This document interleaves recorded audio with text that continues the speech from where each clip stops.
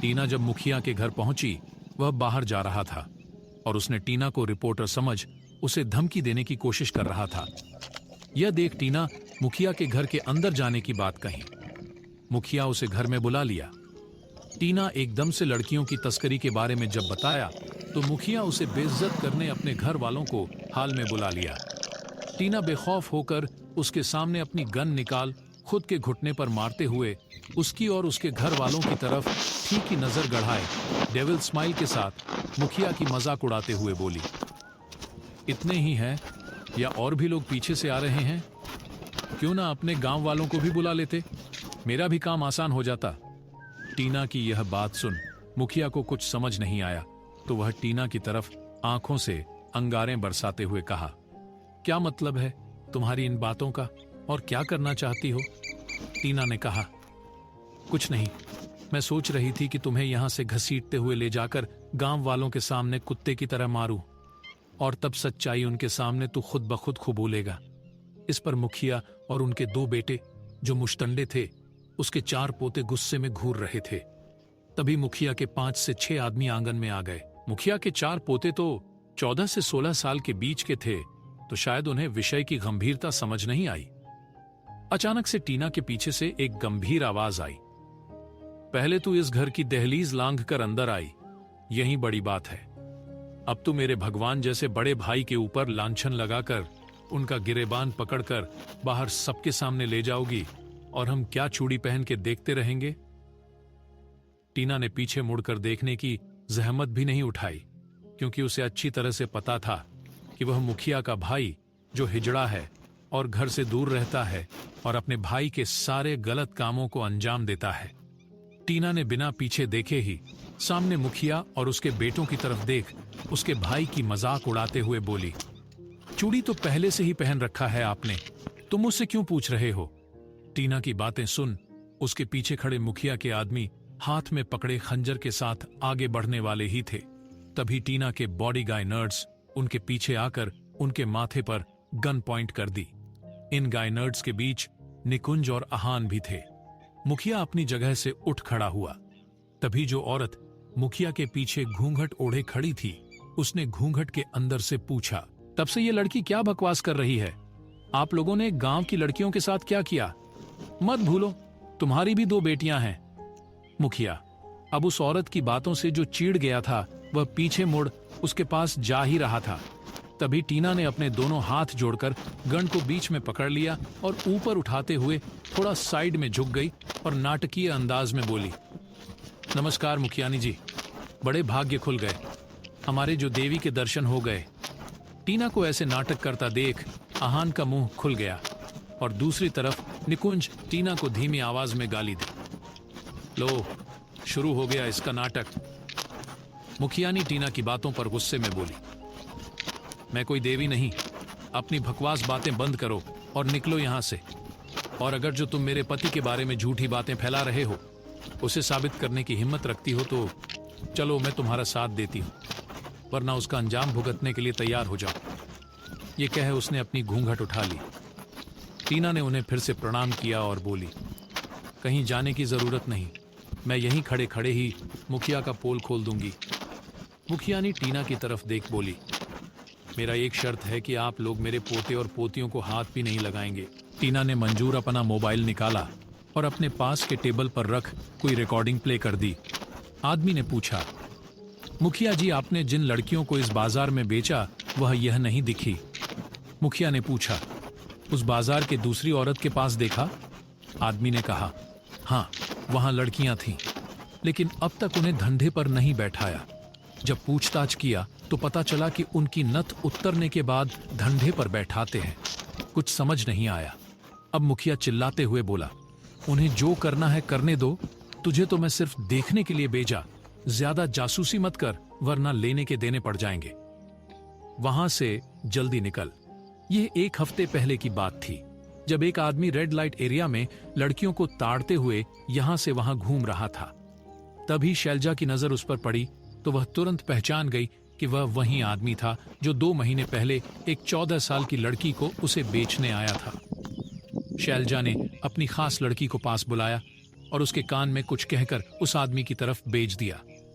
लड़की ने उसे रिझाकर खुद के साथ ले गई और जब वह आदमी थक कर सो गया तो लड़की ने उसका मोबाइल उठा लिया और कमरे से बाहर निकलकर शैलजा को दे दी। शैलजा अपने किसी खास आदमी को वह मोबाइल दिया जो पास ही के मोबाइल शॉप पर काम करता है।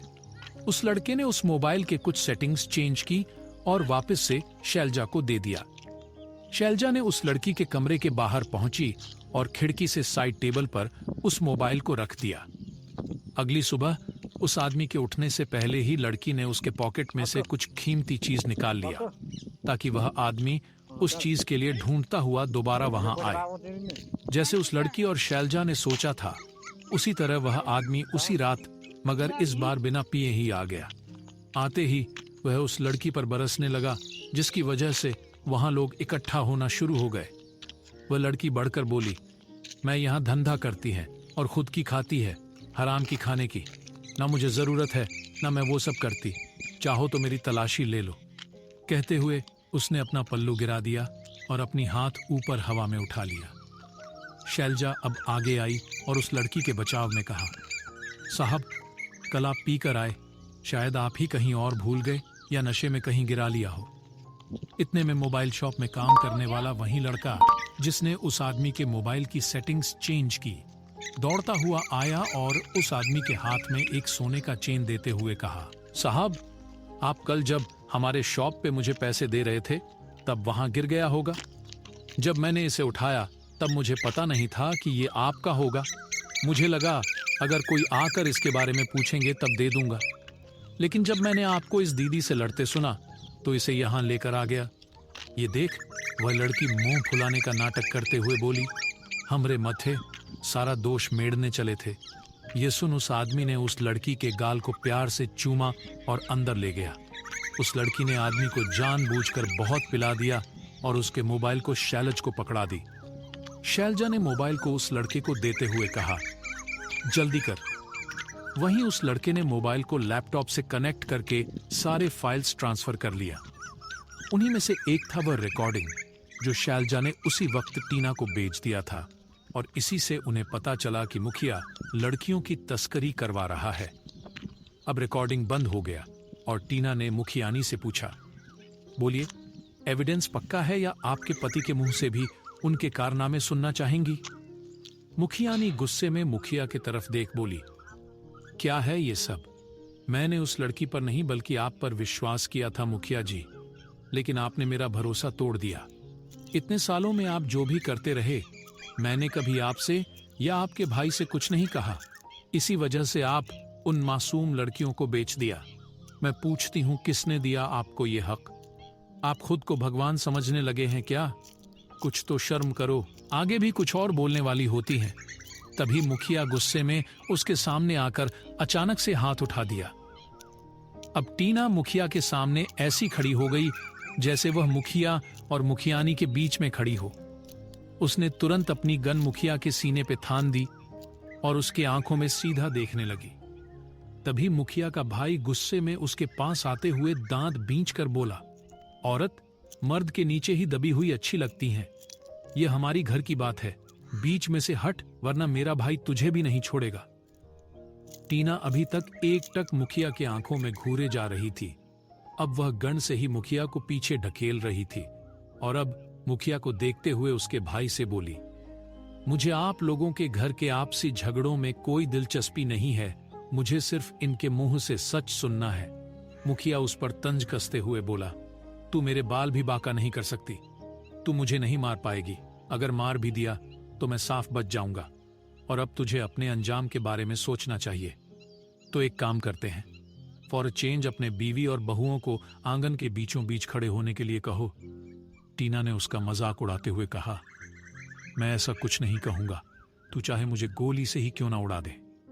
मुखिया टीना के बात पर तंज कसते हुए कहा। आहान उन दोनों आदमियों के पीछे से निकुंज के पास आया और धीमी आवाज में पूछा, सर मैडम क्या करने वाली है उन औरतों के साथ? निकुंज अभी भी डर से कांप रहा था, चिढ़ते हुए बोला, शायद मुजरा करवाने वाली है।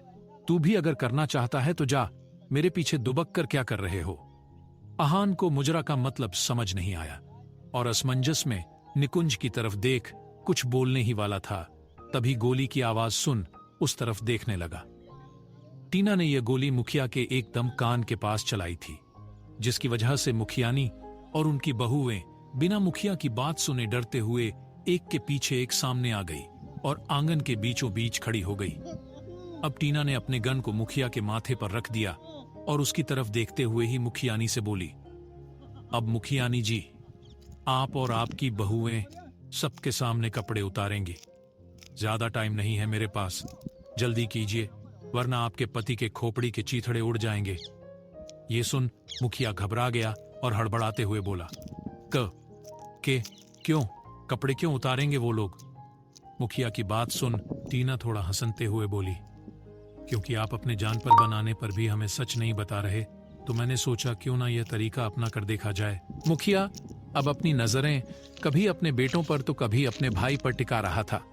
एक बार जब उसकी नजरें अपने भाई से मिली तो उसके भाई ने आंखों से इशारा करते हुए उसे आश्वासन दिया कि टीना कुछ नहीं करेगी।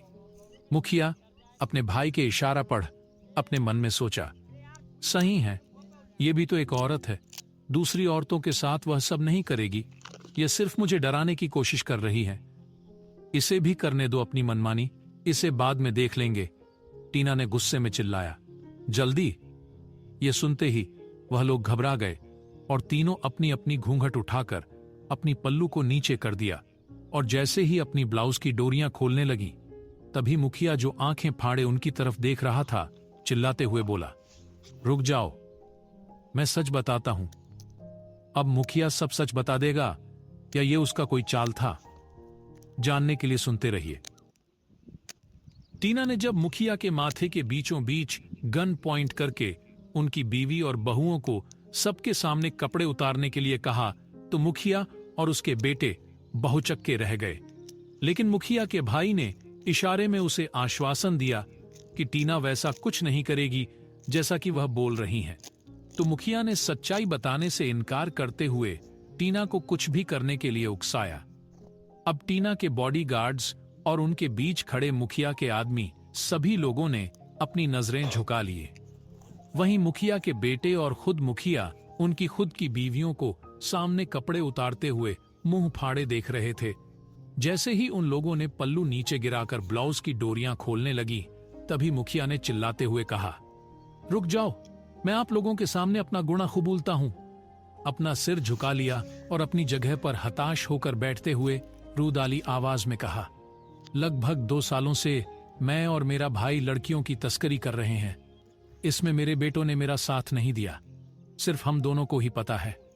टीना ने पूछा, तुम्हारे गांव के आसपास के कई लोग कोई ना कोई एक्सीडेंट के चलते मर गए, वो कैसे? मुखिया ने आगे ऐसे ही सिर झुकाकर कहा, वह लोग पत्रकार थे। जब भी उन्हें लड़कियों के बारे में पता चलता, वह लोग उस लड़की के घर वालों के पास पहुंच जाते और सारी सच्चाई पता कर लेते। जैसे ही मेरे आदमियों को यह पता चलता, मेरा भाई उन्हें गांव के से बाहर निकलने वाले रास्ते पर किसी न किसी तरह से उनका एक्सीडेंट करवा देता। टीना अब गुस्से में भर गई और गुर्राते हुए पूछी, क्यों? आखिर क्यों किया तुमने ऐसा उन मासूम लड़कियों के साथ? तुम्हारे पास तो पैसों की कोई कमी नहीं है, आलीशान घर और बहुत सी अनाज देने वाली जमीन, बाप दादाओं की सारी संपत्ति तो है तेरे पास, तो फिर किस लिए ये सब? अब मुखिया के आंखों में खून उतर गया और वह कहने लगा, जिन लोगों की बेटियों को बेचा गया वह सब हमारे प्रदेश के नहीं बल्कि बांग्लादेश के हैं। सालों पहले वह लोग हमारे गांव में घुस आए और यहां से जाने का नाम नहीं ले रहे।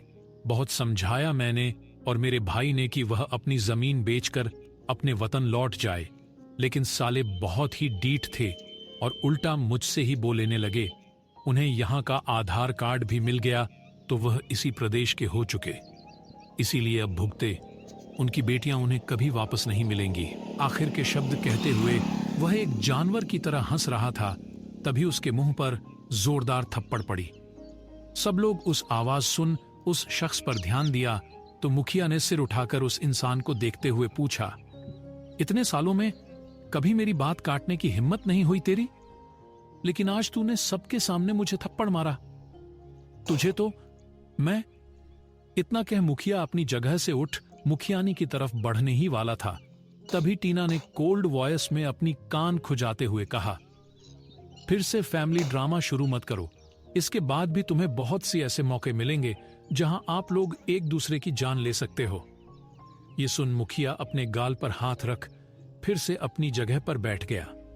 टीना मुखिया के भाई के पास जाते हुए गुस्से में घूरती हुई बोली, तुझसे मैं क्या ही कहूं, तू खुद एक हिजड़ा है। कहते हैं हिजड़ा भगवान शिव जी के अर्धनारीश्वर का रूप माना जाता है, लेकिन ऐसी ऊंची हरकत करते हुए आपको शर्म नहीं आई? थू है आप पर। इतना कह वह अपने गोड्स की तरफ बढ़ गई। तभी मुखिया के बड़े पोते ने पास के दीवार से राइफल निकाल टीना के ऊपर थान दिया और उसे अनलॉक कर दिया। आहान ये देख पीछे मुड़ी हुई टीना के आगे तुरंत आकर खड़ा हो गया और अपने दोनों बाहें फैलाते हुए आंखें बंद कर ली। तभी अचानक से गोली की आवाज आई। ये सुन आहान एकदम से बेहोश हो गया। दूसरे दिन सुबह आहान अपनी पलकों को हल्के से मसलता हुआ उठा और आजू बाजू देखा तो पाया कि वह एक अनजान कमरे में था। अगले ही पल वह कुछ सोच रहा था, तभी उसकी नजर साइड टेबल पर पड़ी। उसने देखा कि टेबल पर एक उस्तरा रखा हुआ था और उसके बगल में बर्तन में कुछ खून से सने कॉटन पैड्स थे। वह कुछ सोच पाता तभी कमरे का दरवाजा खुला और टीना अपने हाथ में दूध का ग्लास पकड़े अंदर आते हुए पूछी, उठ गए? फ्रेश होकर ये दूध पियो, ताकत आएगी। टीना यह कह आहान की तरफ देखा तो पाया कि उसने उसके बात पर ध्यान नहीं दिया और उसके नजरों का पीछा किया तो देखा कि वह टेबल की तरफ देख रहा था। तभी टीना ने आहान से बिना भाव के कहा, डोंट वरी, बीच में आ रही थी तो मैंने काट दिया। ये सुन आहान हड़बड़ी में अपना चादर उठाकर नीचे देखा और कुछ महसूस किया और अगले ही पल उसने चैन की सांस ली। टीना ने फिर से उसी अंदाज में कहा, क्या सोच रहे हैं मल्होत्रा साहब? मैं आपकी दाढ़ी और मूछ की बात कर रही थी। यह सुन आहान टीना को गुस्से में घूरा और वहां से उठ वॉशरूम की तरफ चला गया और अपना गुस्सा डोर पर निकालते हुए जोर से बंद कर दिया। वहीं टीना जोर से हंस पड़ी क्योंकि वह आहान की यही रिएक्शन एक्सपेक्ट कर रही थी। आहान को वॉशरूम में याद आया कि उसे तो गोली लगी थी। ये याद आते ही उसने खुद को छू कर देखा, लेकिन सिर्फ उसके माथे पर पट्टी दिखी तो उसी बात को पूछने के लिए वह वॉशरूम से बाहर झांका तो वह टीना कहीं नहीं दिखी। थोड़ी देर बाद फ्रेश होकर उस कमरे से निकला तो वह एक आलीशान विला देख दंग रह गया। चारों तरफ नौकर अपने कामों में लगे हुए थे। आहान जिस कमरे के पास खड़ा था वह फर्स्ट फ्लोर पर था। आहान थोड़ा सामने आकर रेलिंग से ठिक कर नीचे लिविंग एरिया में बैठे कुछ लोगों को देखा। उसे थोड़ी देर के लिए लगा वह टीना का घर है, लेकिन अगले ही पल उसे याद आया कि वह एक बार जॉब ज्वाइन होने से पहले टीना को उसके घर ड्रॉप करने गया था। उसने नामे सिर हिलाया और इधर उधर देखने लगा तो उसे दूसरी तरफ के कमरे से निकुंज आता दिखाई दिया।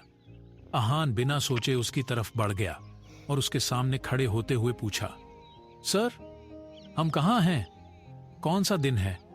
मुझे क्या हो गया? मैं बच तो जाऊंगा ना? मेरे पापा और भाई को कुछ मत बताइए, वह सदमा बर्दाश्त नहीं कर पाएंगे। आहान अपने धुन में बोलाते ही जा रहा था। निकुंज उसे बीच बीच में कुछ समझाने की कोशिश कर रहा था, लेकिन वह नहीं सुन रहा था। तभी निकुंज ने जोर से चिल्लाते हुए उसके बाजू पकड़कर कहा, बस, अब बस, शांति से मेरे साथ चलो, मैं तुम्हें बताता हूं। अब निकुंज आहान के कंधे पर हाथ डालकर ले जाने लगा तो नीचे से आवाज आई, क्या हुआ निकुंज? क्यों अपना गला इतना फाड़ रहे हो? निकुंज अपने चलते हुए कदम रोक लिया और बिना पलटे बोला, कुछ नहीं हुआ डैड, आई एम सॉरी, अपने दोस्त से बात कर रहा था। ये सुन निकुंज के पापा जो ऊपर देख रहे थे अब अपने कॉफी पर ध्यान देने लगे। निकुंज भी वहां से आहान को लेकर उसी कमरे में चला गया जिस कमरे से अभी आहान निकला था। निकुंज आहान को बेड पर बिठाया और खुद कुर्सी खिसकाकर उसके सामने बैठ गया और पूछा, भाई अब बोलो, क्या है तेरी कंफ्यूजन? आहान ने अपना सिर झुकाकर धीमी आवाज में बोला, सर, इट्स ओके, मुझे दिलासा देने की जरूरत नहीं, लेकिन आपने एक अच्छा काम किया, मैडम बहुत ही अच्छी है। क्या हुआ? अगर हम दोनों के बीच वो सब हुआ, लेकिन आप मुझ पर विश्वास कीजिए, हमारे बीच सिर्फ एक ही बार वो हुआ और आगे से मैं उन्हें उस नजर से नहीं देखूंगा। ऑफिस में सिर्फ काम करेंगे और अगर आप चाहे तो मैं वो जॉब भी छोड़ दूंगा। आगे अहान कुछ और भी बोलने वाला होता है, लेकिन तभी निकुंज की जोर जोर से हंसने की आवाज आई और वह तुरंत चुप हो गया। क्या अहान जो सोच रहा था वही सच था या सच्चाई कुछ और ही है? क्या लड़कियां अपने मां बाप के पास ठीक से पहुंच गए थे? जानने के लिए सुनते रहिए। निकुंज जो जोर जोर से हंस रहा था अब एकदम से चुप हो गया और सीरियस होते हुए पूछा, भाई तुम्हारे दिमाग में एग्जैक्टली अभी क्या चल रहा है वो बताओ मुझे। क्योंकि तुम बिना सिर पैर के बातें बोल रहे हो? अहान ने थोड़ा मायूस होते हुए बोला, उस दिन उस बच्चे ने मुझ पर गोली चला दी। मैं बॉस को बचाने के चक्कर में आगे आ गया।